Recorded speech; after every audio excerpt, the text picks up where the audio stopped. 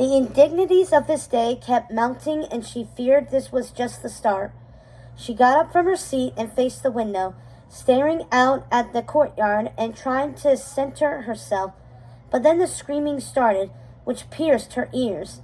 Screams so loud she thought her daughters were being murdered.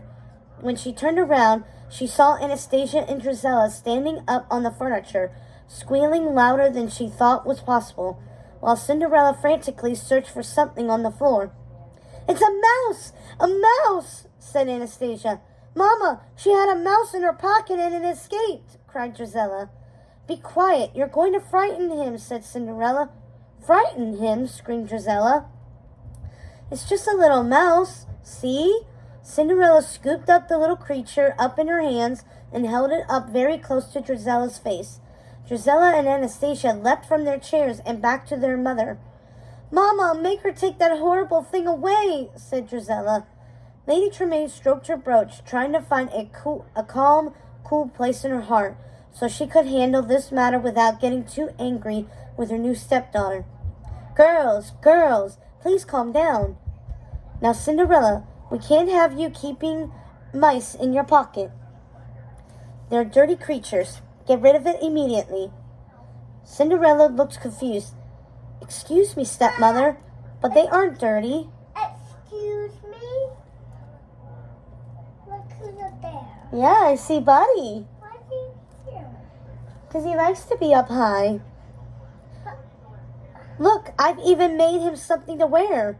She held up the mouse for her stepmother so she could see the trembling creature's smart little pair of green trousers, his dandy red shirt, and jaunty cap. "Cinderella, get that thing out of my face this instant. That all very well may be, but I won't have you keeping mice in this house, clothed or not.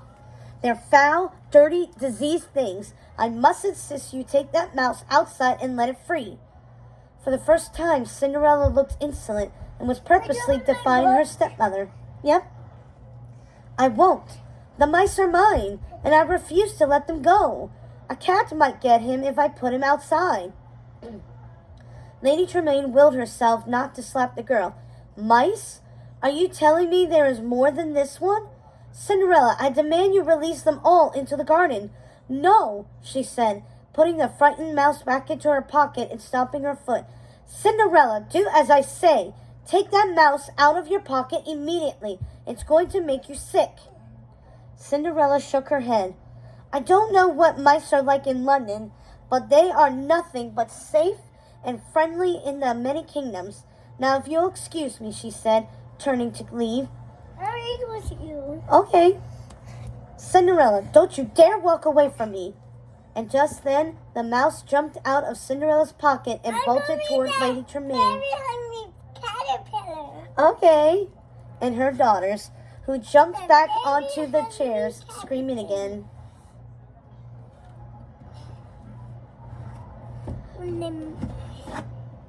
"Girls, please calm down. Cinderella, come back here this moment." Lady Tremaine looked up to see Cinderella leaving the room, and even though she couldn't see her face, she thought for sure that she was smiling. "Come on, little one. We mustn't stay where we're not wanted," said Cinderella as she left the room.